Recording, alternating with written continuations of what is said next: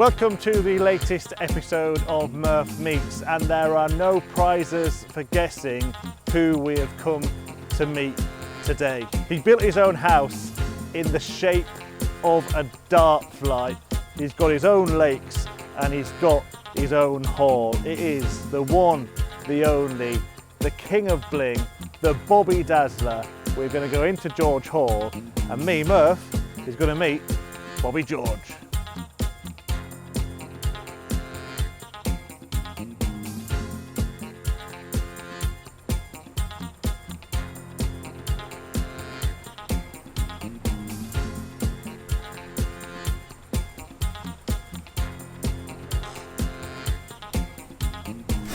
Oh. Put the handbrake on, son. Hello, Bobby. All right. How are you? Still here. So this is George Hall. Yeah.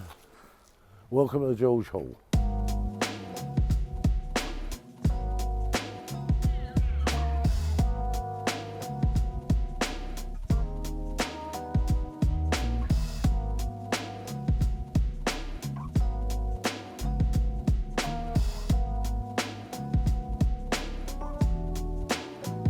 So Bobby, you're going to show us around. When I get on this, I'm going up in the world. All right. So you can sit on me lap if you want, Chris. That's all right, I'll walk. I do go up there, but I use this sometimes. It's a bit slow. See that? Yeah, certainly are going up in the world. I know. Right. You can come with me if So- you want. Wonderful place, Bobby, you've got here. How long have you had this place for? I've had it for 34 years. And you built it? Got to work. Yeah, can you imagine? When I look round, I think, how did I overdo it? Because I was playing darts in between. I was working for breweries, obviously. Yeah. But I had a contract in London when I was doing this.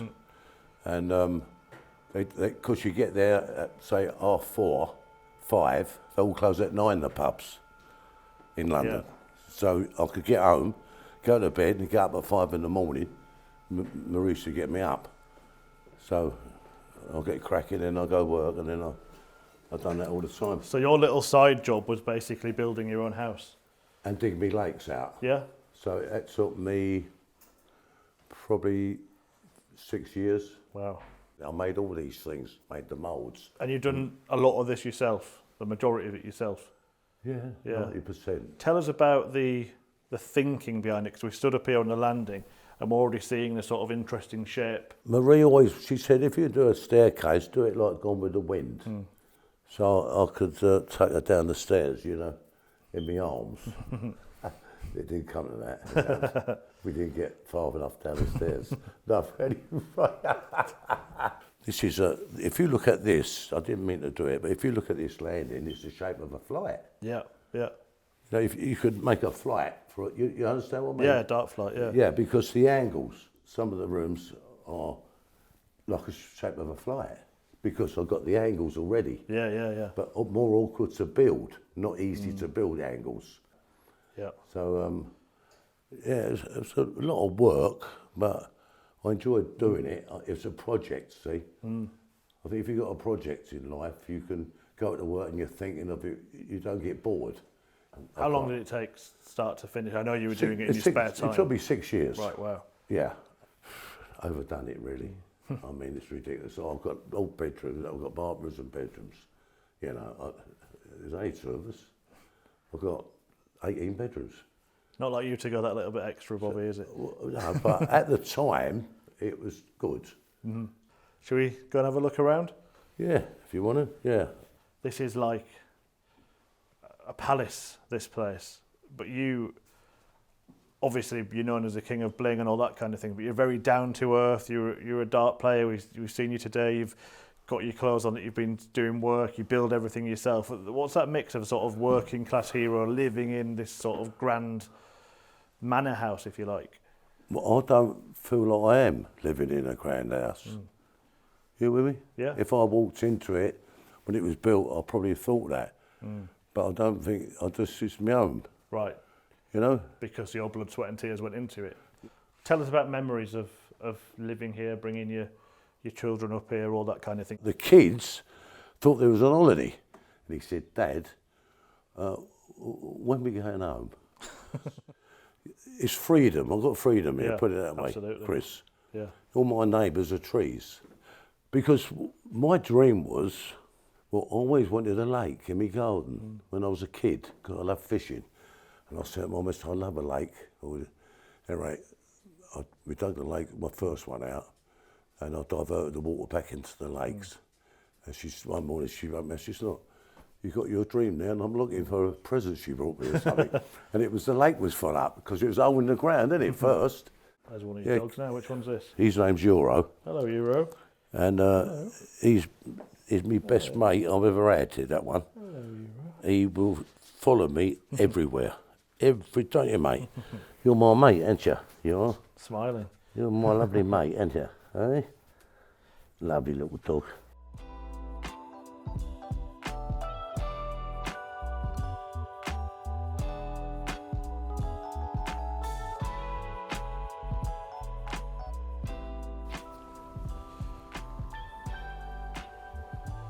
So this is the dream that's been fulfilled.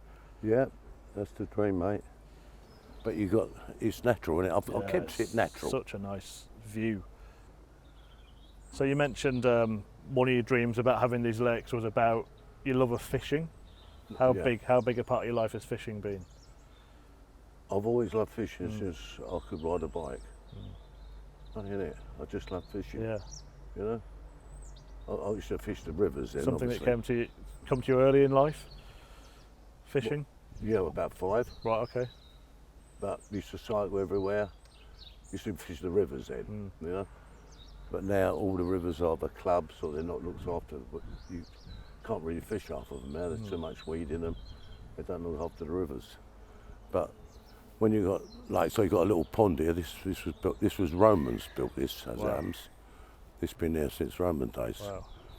But that's only a small little pond. I wouldn't like to drink the water though. Put it that way. And I let the kids fish this more because they can catch easier. Yeah. I just hate kids, really, to be honest with you. Yeah. No, they're all right. I'd always say that. I always say there's 2 things I hate in the world. That's kids and snow. But snow goes away. So kids never go away. You see the back of the house now? Yeah. So it goes away. Yes. It's longer than the front. Right, yeah, yeah. It's near almost twice as long as the front. It's really, really unique, the shape of it. Eh? The shape of it's really unique. You don't really see. Well, the angles, it's difficult to do angles. But it's like, hello, we've got I thought it was a big bee for a minute. I thought that was a bee or a wasp. Fly me to the moon. As long as it don't sting us. Yeah, I thought it was a big bumblebee. Isn't it marvellous machine?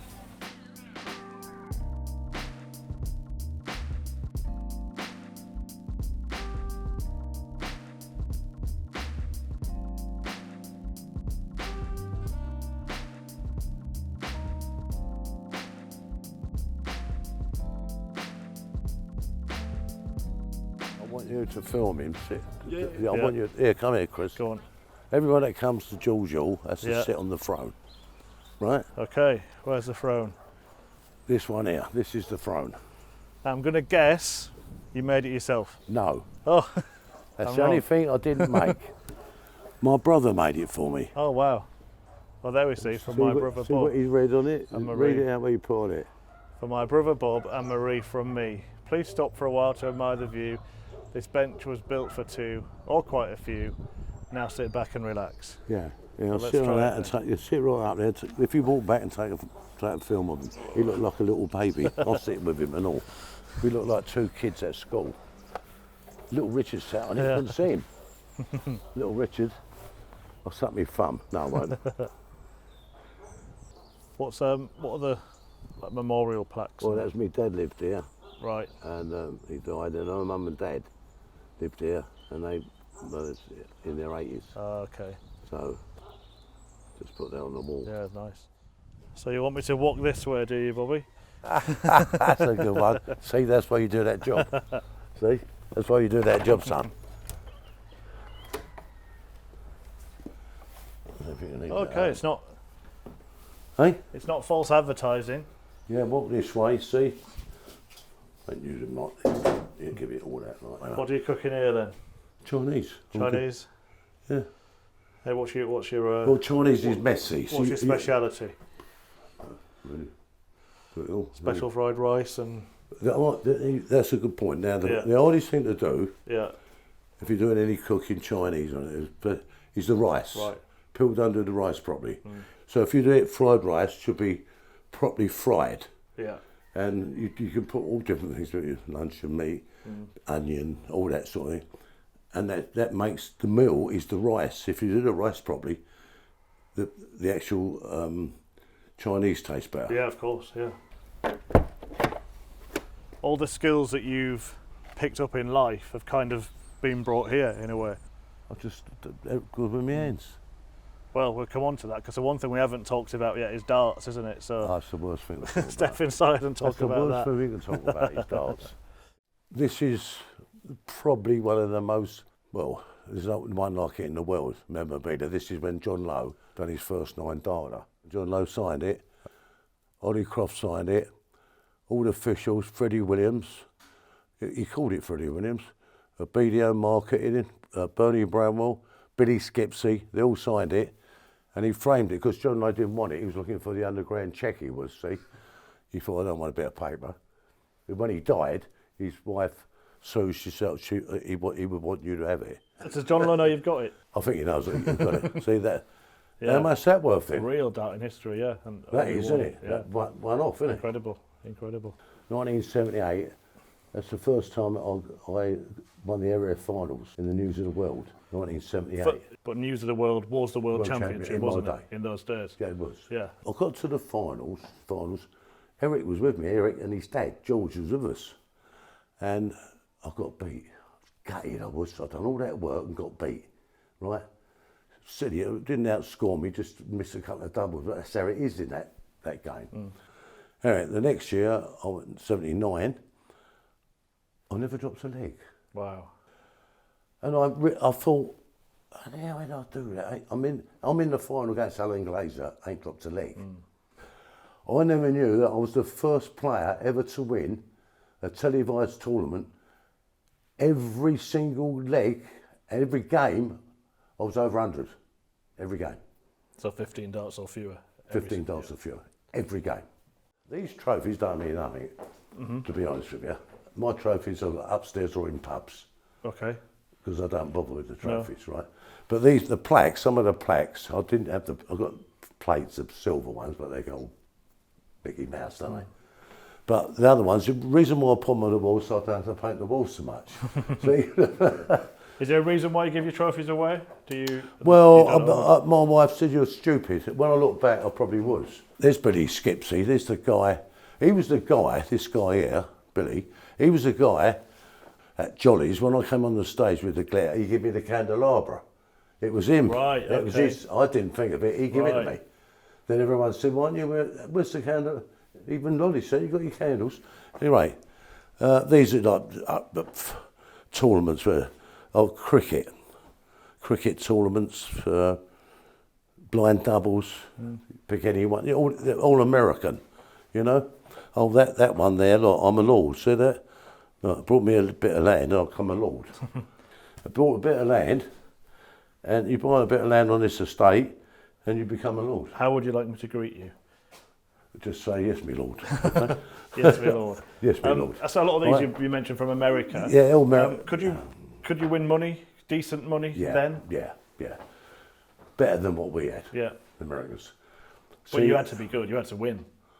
I feel I won most of the tournaments. Wow. I won a lot of money. I was there for 5 weeks. Right on, baby, right on. Yeah, can you imagine? I got that for a friend of mine here in a pub. And there's all the different dartboards there is. The Black Irish one, they call it. That's like an elm board. That's a Lincoln board. Staffordshire board. You got. And these are all these are narrow 5 boards. Now that one there, they had. I went to 50 years of Red Dragon a month or so ago. Could be more than that, but it's not very long ago. And they had a quiz. Who invented the Champions Choice board? Right. Well, we won we got every question right, because I did. Wow. Wow. And no one knew that. I had to get me, what's that out? That was not long this year. They said, you've got to get it out, Bob.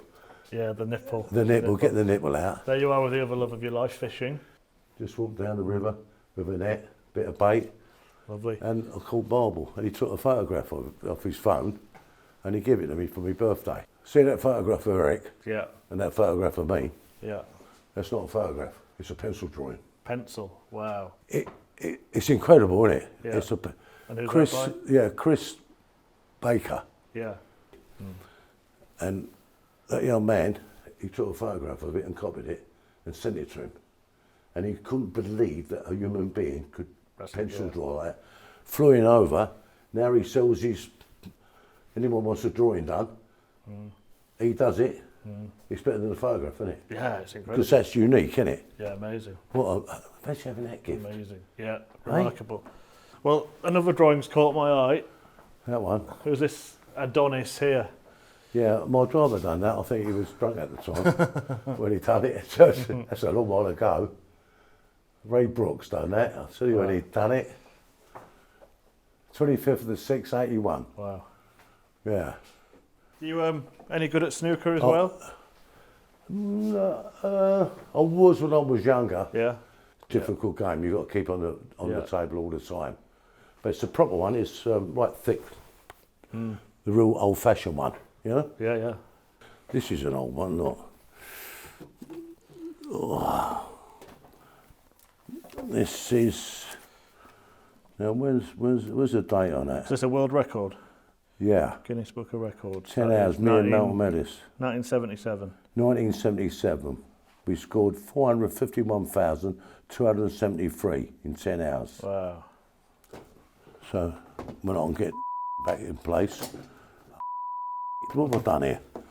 You better bib that out, mate. Bib.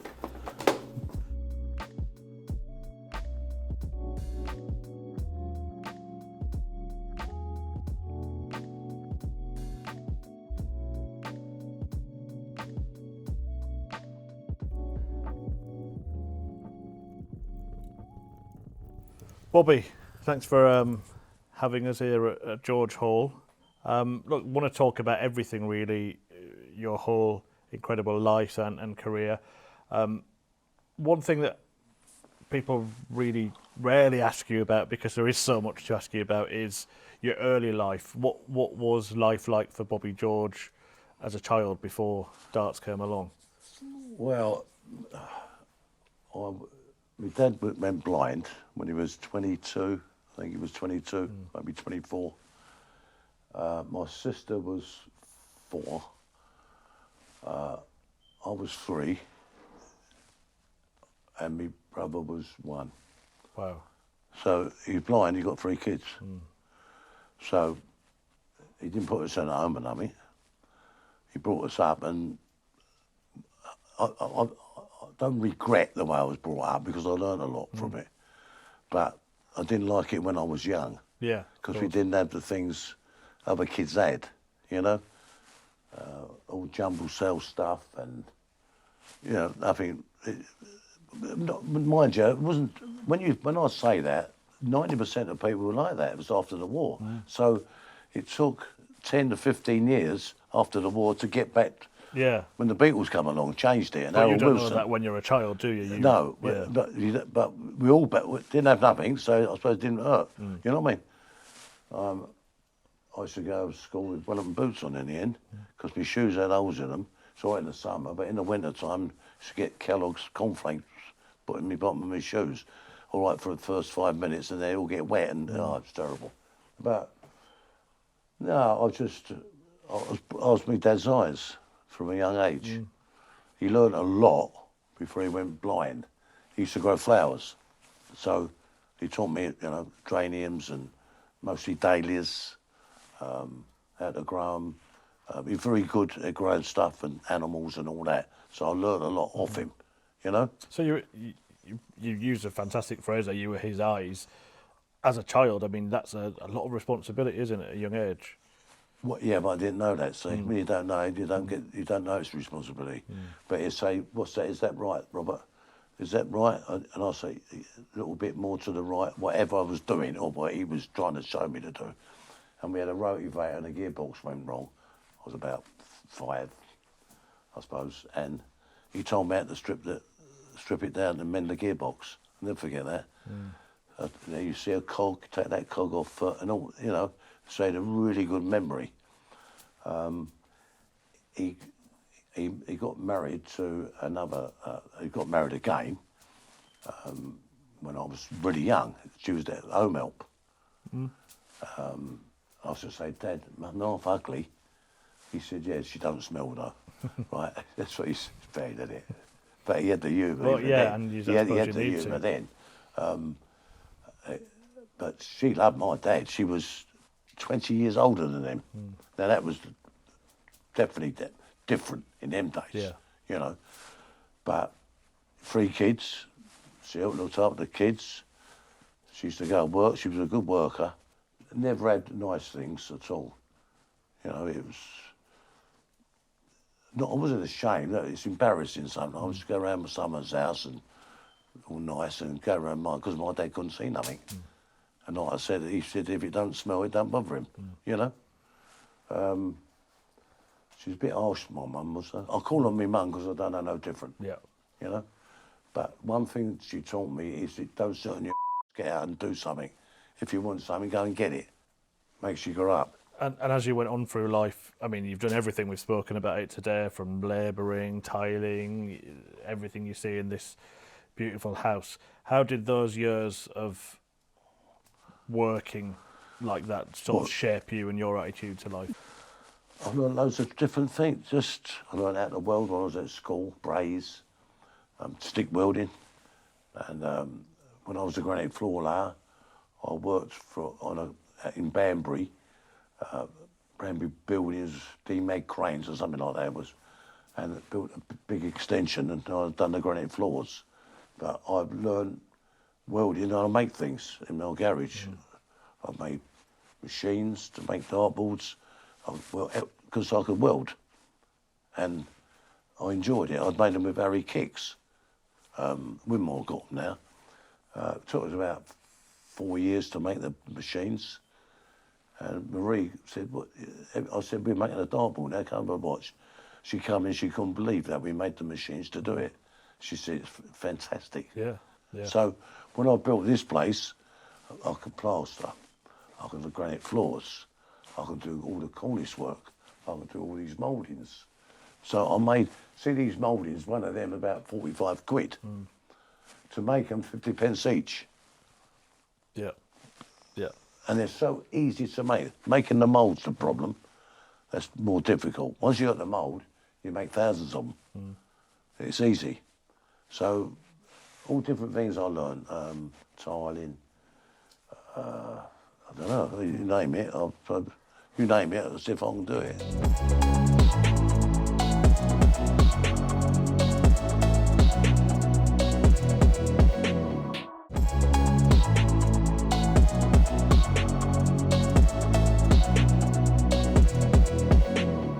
I'm going to name another thing now. Darts. Yeah, of darts. When did you first pick up a dart and realise that you could be good? Well, I've told this story quite a few times. I got some tickets to go to Ireland, King Sal, and I went with a mate called Malcolm Ellis. He was a dart player, but he used to say, "I'm playing darts tonight." And we couldn't go out. We went out, it was too rough, so we come back in dock. There's a pub, it was called the Lobster Pie, I remember the name of the pub even. He went in there, he said, "Never go to darts." I said, "No, I don't play darts, you know." He said, "I've got these, mate, use these." Brass they were, we had them made them. So, what do you got to do? I said, "Yeah, the treble." I went, "All right, boom." And I've got a shot left. I said, "Well, away." He went treble 18, where's that? He go up there, and double 16 or something, whatever, and I'll get it. And I'll do it all the time. Double 10, boom, whatever one, double 3, I'll just get it. He said to me, "I don't know how you do it. I've been playing 16 years and I can't play like that." I said, well, I don't know, just got the gift to play. So then I came home with him, and he said, let's go. Look, he said, why don't you take it up? I said, no, I'm not really interested, Malcolm. He said, look, I've got the finals. He said, the finals are in the district. I'm not in this one. He said, different league. Why don't you come along and watch them, the best players they've got? So I went along. Freddie Williams was calling the games. How about that? Before he even went on the telly. And I watched him and I thought, I said, he's good. He went with the best in the area. I said, they're useless. He said, what do you mean? I said, if I took this game up, I'll be #1 in the world. Which I was. Yeah. He went, oh yeah, it's all big-headed, you know. Because they're rubbish. I thought they were rubbish. Anyway, I got a dartboard, and at home, he gave me a dartboard, didn't put it up. Went in a pub, the Maypole in Hainault, and this bloke was there, mouthy, Keith the Mouth, Kenny the Mouthy was a roofer, really mouthy, loud. I'll play for £1. He said, another £1? Well, £1 then was quite a lot of money, £1, really. Playing people that, he was a bully. They took the pounds off him. I said, you're a bully, yeah? I'm watching him. You play? I went, no, but I reckon I'll beat you. Give me a week and I'll come and play you. All right, he said. Played 3001, wherever it was. So I got the dartboard he gave me. I got the darts, put them up, played indoors. Couldn't count at all. Played him, beat him easy. Shut him up, mouthy. Took his money off him. And they said, he said, why don't you join the Super League? I said, well, I don't want to get involved in it. I wasn't that over keen. I thought I was pretty good at it. When you're good at something, you're going to show off, don't you, I suppose? Anyway, I went to join the Super League, and the guy that's going to run it, he used to do all the pool in the pub. Johnny Squires, his name was. He had one tooth in his head. I'll never forget him. He had a tooth 1 inch long, and he talked like that with a tooth hanging out. It was all different colours. And I used to look at his tooth. You can't help it. Someone's got something. You can't help it. You keep looking at, I kept looking at his tooth. I thought, I'd like to clean it, you know. And he went, Malcolm said, Bob wants to join. Rob. He said, do you want to play there? I said, no. No. We only have the best, he said. We want the best players in the area. Malcolm said, look, he can throw darts. He can't count. Oh, he can't count. He said, call a game. I said, no, I can't. He said, but he can throw them. That's the main thing, isn't it? To throw the darts. Of course. So anyway, he wouldn't join me. He said, no. Malcolm said, well, I won't bother then. Oh, don't be like that, he said, Malcolm. He said, well, if you don't put him in, I ain't playing. He went, all right. So he put me in. The next Wednesday, they had the Super League playoffs. I won it. I won it, and I thought, get on that, Squizzy. A fluke, he went, that's a fluke. The old tooth hanging out, it's a fluke. Well, when I started playing, they said you can't count. They couldn't. Because they were going their dad's way, what taught them, or what they've looked at, written down. You're only as good as the person that teaches you. If the person teaches you wrong, you do it wrong. In any trade, that is, anything. So I learned to count myself. And I'll go Mickey Mouse way out. This could be Mickey Mouse dart player, they did. Because I went for different shots. But everyone in the world does my shots. They do, yeah. They all do now, everyone. All of them. There's another thing that you brought to darts that a lot of players do now, the PDC, the way they set out arenas, the way they market the show is kind of built on it, and that's that razzmatazz, the gold. You're not wearing any gold today, by the way. Well, I'm Robert Jules today. Okay. Christopher. When I got the gold on, I'm normally getting paid for it. And I go out at my house. Yep. When I'm home, I don't wear my gold and I think, I can go to Tesco's, you know, and they say, where's your golden cloak? They think I'm Superman. I said, well, I don't walk around with a cloak on. Well, where's the gold? You still playing? I went, yeah, because I haven't got, if I've got the gold on, I'm still playing, see? If I've got no gold, then I don't think I'm playing, like. The The razzmatazz, I'd done that to get recognised. Yeah. It took a lot of ball what I'd done. Because it wasn't early universally accepted, was it? By No. And I'll never forget, I come out of my hotel, opened the door of my hotel to go out to play in it, and Ollie's come out of his, and he went, "You ain't going on like that." This is Ollie Croft, the head Ollie of the Croft, BDO. BDO chairman. He said, "You're not going on like that, are you?" I went, "Yeah." He said, "Don't you think you've got enough pressure on you?" I said, "Well, they won't forget me, Ollie, will they?" That's why I've done it. They could say, "You see that idiot George with all the glitter on, they won't forget you." You go out, they don't even know your name because you're the same as everyone else, you know? So I've done that, but I couldn't go back off it because everyone wanted me to have the glitter shirts and the candles. What got me, I'm jumping from that, but I wore all the gear and that. After the game, he goes dead. The audience could go dead as a doornail. Right? Game, shot and match to so-and-so. And keep you as ever, so-and-so and so. And off they go. And you wait for the others to come. It's dead for 5 minutes. And I'm sitting next to a cameraman, Bob Wilson his name, but I remember his name. I said, "It's dead." He went, it spoils you, really. I said, "A bit of music or something, walk-on music." So he went, "Ain't a bad idea." Yeah, he said, "Right, you could have your own walk-on music." I said, "You got it." Right. I said, "Go and ask the Beeb." And they said, "Yeah, do it, because it's timing, innit?" Yeah. They want to know what the song you're going to be. Yeah, and of how course long it takes. on the BBC, no adverts, so they want to fill that. No that adverts, time. Yeah. and they've got to be on time. They get fined if they're over time and all that. So I said, "Do some music." So I went to see Ollie. He didn't know what I was talking about. I said, "You know, music. When I walk on, I want some." Like Bob Wilson, the cameraman, he was talking to me about it, and we come up with the thing having some music. You know, when you have a walk on. Well, if Beef said it's all right, carry on, he said. So I didn't pick the first. I never picked the first music. I never picked it. Martin Fitzmaurice did. You know Martin? Yeah, the MC. Yeah. Well, he used to work for me, and I got him that job. Right. Because he worked for me, and he's a good caller and everything. I got him that job calling.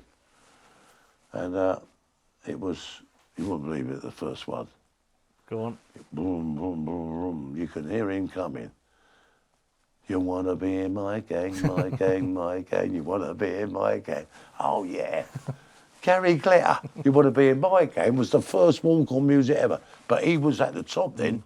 It's a great bit of music because everyone knew the words. They could go along with the words. So after he was a naughty boy, I had to change it. And I changed it to We Are the Champions. And why I said it, we are, not me. You know, every walk-on song should be about the person, really. So if you think of the walk-on with me, Yeah. you know, I got up and got sand kicks in my face, but I got through, blah, blah, blah, blah. I've done all that. So the walk-on music is about me. And I'm telling them they are the champions. We are, not me. It took off like you wouldn't believe.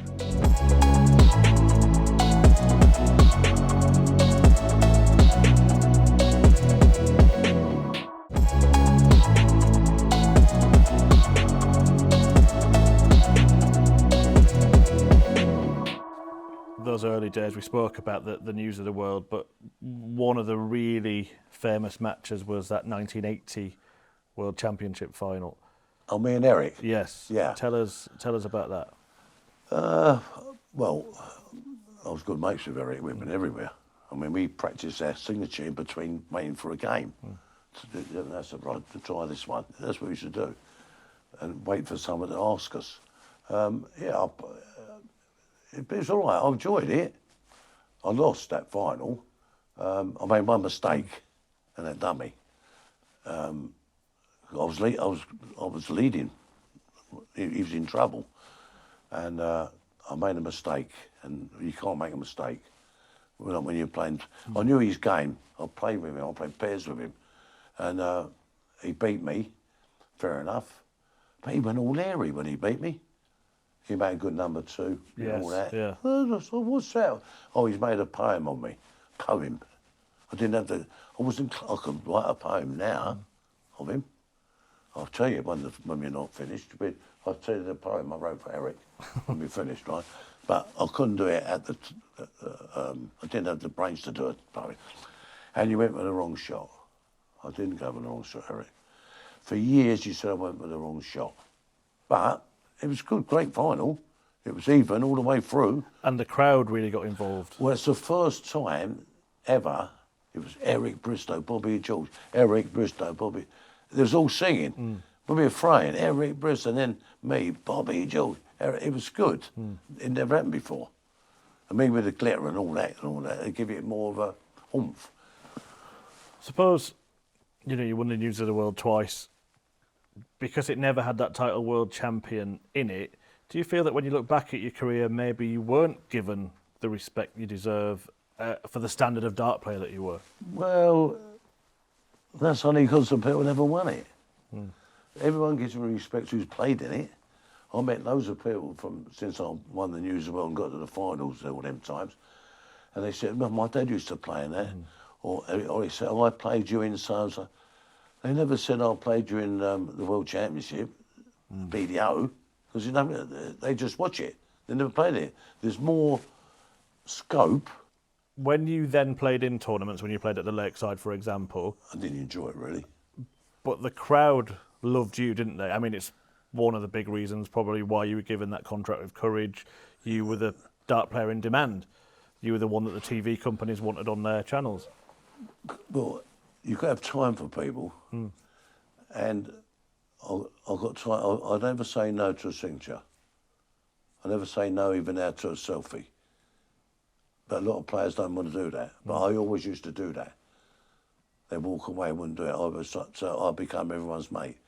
They say, sign that, Bob, here for us, and I'll sign it, And then they go away and say, Bobby George, what a nice guy. Exactly. Yeah. What a nice guy. He signed that. I asked so-and-so, you wouldn't sign it.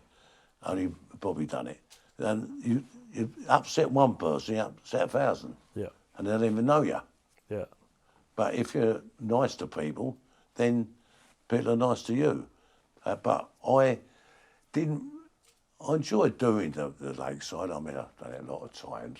But because I didn't go in the world rankings, I had to qualify for the qualifiers, which is tougher than winning it, I think, personally. Because they're all good players, aren't they? Of course, yeah. And I won it, I don't know, maybe 6, 7 times I won it. I have to ask you about the split in darts. Yeah. What was that period like? Well, I didn't really know nothing about it. But the weird bit about it, no one asked me. To what? To join the PDC? No one ever asked me to join the PDC. Ever? No one. Not one person, ever. Oh. Never asked me. I would have said, no, I'm all right, lads, I'm doing my own thing, which I was. So I'd done my own thing, and the BBC wanted me to do that job, and because I'm talking about the players that are in front of me, and they didn't like it. You were saying he's a really great player, and I said, hang on, I'm doing my job. I can't talk about you, can I, when I'm talking, you ain't playing in it. I said, anyway, you're all BDO. So what's the matter? They started saying, I said, but you come BDO. Phil, you won 2 world championships, BDO. Don't you recognise them champions then? So we knocked that off to 16. So because you don't recognise it. That's what it was like. They sort of say, I'm world champion, don't they? All the ones that were world champion left, they still recognise the Lakeside. So what was the argument about? Yeah. Because you're BDO and I'm PDC. Phil's Dart Club, I used to call it, because he win all the time. Philip's Dart Club. And there was a period where... It got nasty. Yeah, where it did get... Yeah, it got really nasty. People were getting refused to play in certain things. Yeah, I think that was... But they're like... Ollie and they're bad to each other, really. I didn't care. It was nothing to do with me. All I'd done, I worked with the BBC and done my job. And but I told the truth. Yeah. That's it. People don't like the truth. If you tell the truth, people don't like it. I do want to talk about one more tournament. Let's clear this up properly. Did you get to a World Championship final with a broken back? Yeah, I did. I broke my back. Incredible. I was tall as your cameraman. He is tall. He is tall. I was the same height for him. I come out 3.5 inches shorter. Broke my back. And it was a rent. Look, they said, what's it for? You can't remember pain. If you remember pain, I'll be screaming now, wouldn't I? You never remember pain. You just think you don't want that again. I used to dig tunnels, and I was a big lad. You can see the photographs, big arms, muscle, big lad, right? And they reckon I must have damaged it in the tunnel. And I jumped up in the air and come down, and I thought, hang on. Okay, I couldn't get my breath. I thought I'd done something, and I dropped my dart. And he picked my dart up. And he said, you broke your... He didn't. He picked it up. He said, you hurt your back? That's on the... He said that to me. I said, yeah. But it was, I think it was the last game or something. Yeah. And I got it. And then I went to the hospital, and they hung me up in the hospital. They hung me up, they did. And the cameras come in. I said, give us a break, lads. Christ almighty, you know. Anyway, x-ray me. They said, you snapped it, right? You can't play darts. If you move that, you paralyse yourself completely. Can't play. Oh, yeah, all right. And you've got a World Championship semi-final. I got semi-final. Oh no, all this, and I played. I beat Gregory. I played really good. Well, I got beaten him, and Gregory was #2 in the world, but I played him. He's a good player. I always remember he got the same birthday as me. That's why. Oh really? Yeah, so I remember. He's all right, Michael. Anyway, I didn't know I broke my back, but I couldn't walk or nothing. And he said, the only way, I said, I've got to play this. He said, you can't. Well, can't you give me an injection? They said, no, we can't do that because you move and you paralyse yourself. But we send you to this bloke, he knocked out Father Road, so they took me to this bloke. He had the x-rays, he said, I'll make you a corset, see if he'll help you. And he made me a metal corset and strapped me up tight, you know, right tight. Where my spine was, tight as anything it was. So I could stand, I thought it ain't too bad, right?